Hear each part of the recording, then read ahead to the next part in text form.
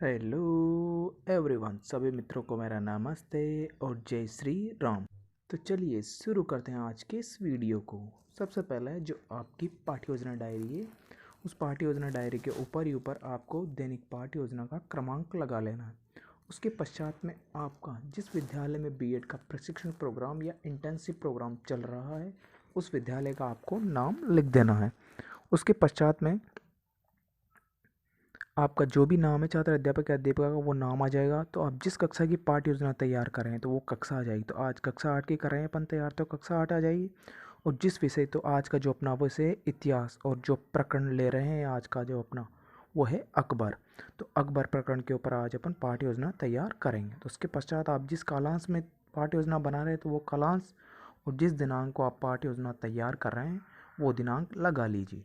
इसके पश्चात इस तरह से आपको ये सारी खाना पूर्ति कर लेंगे। विद्यालय का नाम, छात्र अध्यापक का नाम, कक्षा, विषय, प्रकरण, तो ये सारी खाना पूर्ति आपको कर लेनी है। इसके पश्चात में आपकी जो नेक्स्ट हेडिंग होगी वो होगी आपका शिक्षण के उद्देश्य।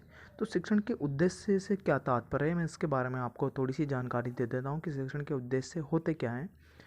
कहने का मतलब है आप बच्चे को जो पाठ पढ़ाना चाह रहे हैं या जो चीज़ शिक्षण करवाना चाह रहे हैं उससे बच्चे के अंदर क्या परिवर्तन होगा, या बच्चे में आप क्या परिवर्तन लाना चाह रहे हैं ये शिक्षण करवा के, तो वो हो जाएंगे आपके शिक्षण के उद्देश्य। तो शिक्षण के उद्देश्य के अंदर आपको 3 कॉलम बना लेना है। पहला कॉलम बनेगा क्रम संख्या का, दूसरा हो जाएगा विशिष्ट उद्देश्य, तीसरा हो जाएगा अपेक्षित व्यवहारगत परिवर्तन।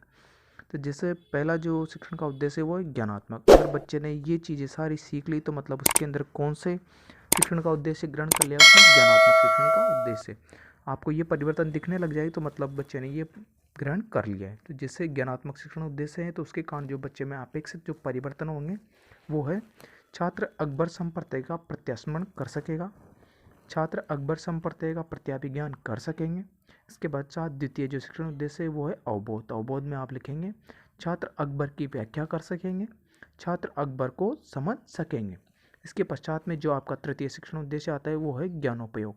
तो ज्ञानोपयोग में आप लिखेंगे छात्र अकबर से प्राप्त ज्ञान का उपयोग दैनिक जीवन में उच्च अध्ययन में कर सकेंगे, छात्र अकबर से संबंधित ज्ञान का उपयोग दैनिक जीवन की नवीन परिस्थितियों में कर सकेंगे। इसके पश्चात में आपका जो चौथा शिक्षण उद्देश्य आता है वो है कौशल। तो कौशल में आप लिखेंगे छात्र अकबर से संबंधित नवीन विचारों का सर्जन कर सकेंगे, छात्र अकबर से संबंधित चार्ट मॉडल का निर्माण कर सकेंगे। इसके पश्चात में पांचवा जो शिक्षण उद्देश्य है वो है अभिरुचि। तो अभिरुचि के अंदर आप लिखेंगे छात्र अकबर संप्रदाय पर विचार विमर्श कर सकेंगे, छात्र अकबर के विषय से प्राप्त जानकारी कर सकेंगे। इसके पश्चात में आपका जो छठवां जो शिक्षण का उद्देश्य आता है वो है अभिवृत्ति। तो अभिवृत्ति में आप लिखेंगे छात्र अकबर के प्रति सकारात्मक दृष्टिकोण का उत्पन्न कर सकेंगे। सेकंड है छात्र अकबर के विषय के प्रति वैज्ञानिक दृष्टिकोण का विकास कर सकेंगे। तो ये हो जाएंगे आपके 6 के 6 शिक्षण उद्देश्य। तो आप नेक्स्ट हेडिंग डालेंगे शिक्षण सामग्री। शिक्षण सामग्री के अंदर आप लिख लीजिए चौक, डस्टर, संकेतक, चार्ट, मॉडल, श्यामपट आदि। और जो पूर्व ज्ञान में आप लिखेंगे अकबर के संबंध में विद्यार्थी पूर्व में सामान्य जानकारी रखते हैं। इसके पश्चात जो आपकी नेक्स्ट हेडिंग होगी वो होगा आपका प्रस्तावना प्रश्न। तो हेडिंग डाल लीजिए प्रस्तावना प्रश्न। जो प्रस्तावना प्रश्न होता है किसी भी पाठ्य योजना का सबसे महत्वपूर्ण भाग होता है। कहने का मतलब है अगर आपकी पाठ्य योजना कैसी है, किस प्रकार की बनेगी, इसका पूरा जो निर्भर जो होता है, जो पूरा जो श्रेय जाता है वो होता है प्रस्तावना प्रश्न का। क्योंकि प्रस्तावना प्रश्न आपका जितना प्रभावपूर्ण होगा आपकी पाठ्य योजनाएं उतनी प्रभावपूर्ण बन के निकलेगी। जो प्रस्तावना प्रश्न होता है उसके अंदर छात्र अध्यापक द्वारा प्रश्न पूछे जाते हैं और इसके अंदर छात्र अध्यापक कम से कम 4 प्रश्न और अधिक से अधिक तो 6 या 7 प्रश्न इसमें पूछ सकती है छात्र अध्यापक या अध्यापिकाएं। इसके पश्चात में जो छात्र अध्यापक नेक्स्ट जो काम करेगा इसके अंदर वो है प्रस्तावना प्रश्न। तो प्रस्तावना प्रश्न में आपको 3 कॉलम बना ले। पहला होगा क्रम संख्या, दूसरा हो जाएगा छात्र अध्यापिका क्रियाएं, तीसरा हो जाएगा छात्र या छात्राएं क्रियाएं। तो इसके अंदर छात्र अध्यापिका ने जो पहला प्रश्न पूछा वो है मुगल साम्राज्य की स्थापना किसने की थी, तो बच्चे उत्तर देंगे बाबर ने की। बाबर के पुत्र का क्या नाम था, बच्चे उत्तर देंगे हुमायूं था। हुमायूं की मृत्यु के बाद मुगल साम्राज्य का शासक कौन बना, तो बच्चे उत्तर दे देंगे अकबर बना। चौथा प्रश्न छात्र अध्यापिका ने पूछा अकबर के बारे में आप क्या जानते, तो बच्चे इस प्रश्न का उत्तर नहीं दे पाएंगे। तो बच्चे इस प्रश्न का उत्तर नहीं देते ये प्रश्न कैसा हो जाएगा, समस्यात्मक प्रश्न बन जाएगा। तो इस समस्या का समाधान छात्र अध्यापिका द्वारा किया जाएगा। तो इसके पश्चात जो आपकी नेक्स्ट हेडिंग होगी हो जाएगा आपका उद्देश्य कथन। ये मैंने क्या है गलती से शिक्षण सामग्री दोबारा लिख दी, तो आप इस शिक्षण सामग्री को दोबारा मत लिखिए। नेक्स्ट जो आप किसी बार लिखेंगे उद्देश्य कथन, तो उद्देश्य कथन हेडिंग डाल लीजिए। गलती मत कीजिएगा, शिक्षण सामग्री पहले लिख चुके हैं आप, तो दोबारा मत लिखिएगा। तो उद्देश्य कथन में आप लिखेंगे बच्चों आज हम अकबर के बारे में विस्तार पूर्वक पढ़ेंगे। इसके पश्चात जो आप हेडिंग डालेंगे वो हो गया आपकी प्रस्तुतिकरण। जो प्रस्तुतिकरण होता है वो जो आप शिक्षण करवा रहे हैं उस शिक्षण का सबसे महत्वपूर्ण भाग यही होता है कि इसके अंदर आपका जो सारा जो पाठ का जो पूरा प्रस्तुतिकरण है वो इसी के अंदर आपको लिखना रहेगा। तो इसके अंदर आपको 5 कॉलम बना ले। पहला कॉलम बनेगा शिक्षण बिंदु, दूसरा हो जाएगा छात्र अध्यापक क्रिया, तीसरा हो जाएगा छात्र क्रिया या विद्यार्थी क्रिया, चौथा हो जाएगा विधि और पाँचवा हो जाएगा श्यामपट्ट कार्य। इस तरह से आपको ये 5 कॉलम बना लेना है। पाँचों कॉलम बनाने के पश्चात में जो आपका शिक्षण बिंदु वाला कॉलम है उसके अंदर आपका जो पहला शिक्षण बिंदु है वो लिखेंगे आप अकबर का जीवन परिचय। तो इसके अंदर लिखिएगा आप छात्र अध्यापक क्रिया में लिखेंगे आप अकबर का जन्म 15 अक्टूबर 1542 ईस्वी को अमरकोट के राजा परियाल के यहाँ हुआ था। अकबर के जन्म के समय हुमायूं शेरशाह से पराजय होकर इधर उधर भटक रहा था। हुमायूं अकबर को कांधार के पास छोड़कर भाग गया। 5 वर्ष की आयु तक अकबर अपने पिता के साथ रहा। 15 जनवरी 1556 को हुमायूं की मृत्यु हो गई। तो इस प्रकार ये छात्र अध्यापक ने जो प्रस्तुतिकरण दिया वो आप लिख लीजिएगा।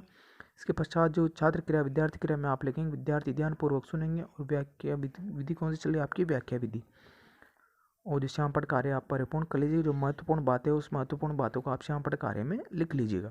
इसके पश्चात आता है आपका बोध प्रश्न। तो बोध प्रश्न छात्र अध्यापक के द्वारा पूछे जाते हैं और इसलिए पूछे जाते हैं ताकि बच्चे का ध्यान पाठ से इधर उधर भटके नहीं, उसका ध्यान भंग नहीं हो, उसकी एकाग्रता बनी रहे। छात्र अध्यापक के द्वारा ये बोध प्रश्न पूछे जाते हैं। तो आप इन बोध प्रश्नों को लिख लीजिएगा क्योंकि आपको पता चल गया कि बोध प्रश्न किसके द्वारा पूछे जाते हैं और क्यों पूछे जाते हैं।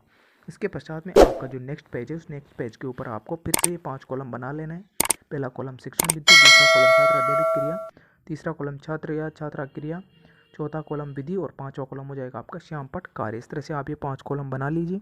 पांचों कॉलम बनाने के पश्चात जो शिक्षण बिंदु वाला कॉलम है उस शिक्षण बिंदु को जो आपका द्वितीय शिक्षण बिंदु होगा वो है पानीपत का द्वितीय युद्ध। जो पानीपत का द्वितीय युद्ध हेडिंग डाल लीजिए शिक्षण बिंदु में और इसके बारे में प्रस्तुतिकरण लिखिए छात्र अध्यापक क्रिया में आप। पानीपत का द्वितीय युद्ध 1556 ईस्वी में अकबर और हेमू के साथ हुआ। हेमू ग्वालियर से आगरा पर अधिकार करने के पश्चात वह दिल्ली की ओर बढ़ा। हेमू के आक्रमण से दिल्ली के मुगलों में खलबली मच गई। दुर्भाग्यवश उसी समय हेमू की आंख में तीर लग गया जिससे वह हाथी से नीचे गिर गया और जिससे हेमू पराजय हो गया और अकबर क्या हो गया, विजय हो गया। तो ये हो गया छात्र अध्यापक का दिया गया प्रस्तुतिकरण। जो विद्यार्थी क्रिया या छात्र क्रिया है उसके अंदर आप लिखेंगे विद्यार्थी ध्यानपूर्वक सुनेंगे और विधि कौन चल रही है आपकी व्याख्या विधि। जो श्यामपट्ट कार्य आप परिपूर्ण कर लीजिए और जो बोध प्रश्न है बोध प्रश्न आप लिख लीजिएगा। इसके पश्चात आप हेडिंग डालेंगे वो है मूल्यांकन प्रश्न। तो मूल्यांकन प्रश्न हेडिंग डाल लीजिए। तो पहले मैं बता देता हूँ जो मूल्यांकन प्रश्न है वो छात्र अध्यापिका द्वारा इसलिए पूछे जाते हैं ताकि उसने जो चीज़ शिक्षण करवाई है वो बच्चों ने किस हद तक ग्रहण किया, किस हद तक उन्होंने सीखी है। तो इसकी जांच करने के लिए छात्र अध्यापकों द्वारा मूल्यांकन प्रश्न किए जाते हैं और मूल्यांकन प्रश्न छात्र अध्यापकों द्वारा किसी भी प्रकार के बनाए जा सकते हैं जैसे लघुतरात्मक, अति लघुतरात्मक, निबंधात्मक, बहुविकल्पात्मक। तो सत्य सत्य वाले, रेगिस्तान वाले, मिलान चिन्ह वाले किसी भी प्रकार के प्रश्न छात्र अध्यापकों द्वारा बनाए जा सकते हैं। केवल कि उसका जो क्या उद्देश्य छात्र अध्यापकों द्वारा उसका क्या करना है, केवल उसका मूल्यांकन ही करना है कि उसने ग्रहण किया या नहीं किया है। तो इस चीज़ को सीखने के लिए जैसे मैंने प्रश्न बनाए हैं अकबर का जन्म कब हुआ, अकबर के पिता का क्या नाम था, पानीपत के युद्ध का वर्णन करो। इसके पश्चात जो आपकी नेक्स्ट हेडिंग होगी वो होगा आपका गृह कार्य। तो गृह कार्य में लिख लीजिए आप अकबर के बारे में विस्तार पूर्वक वर्णन कीजिए। तो आपको बच्चों को गृह कार्य ऐसा देना है जिस कठिनाई के स्तर के से आपने बच्चों को पढ़ाया है उस कठिनाई के स्तर के आधार पर आपको बच्चों को गृह कार्य दे देना है ताकि अपने वो खाली समय का सदुपयोग कर सके। मित्रों, आशा करता हूँ कि आपको वीडियो अच्छा लगा होगा। तो प्लीज़ वीडियो को लाइक करें, शेयर करें और चैनल को सब्सक्राइब करना ना भूलें और जो घंटी वाला आइकन है उसको ऑन कर लें ताकि जब भी कोई भी नोटिफिकेशन डले आपको सूचना सबसे पहले मिले। Thanks for watching.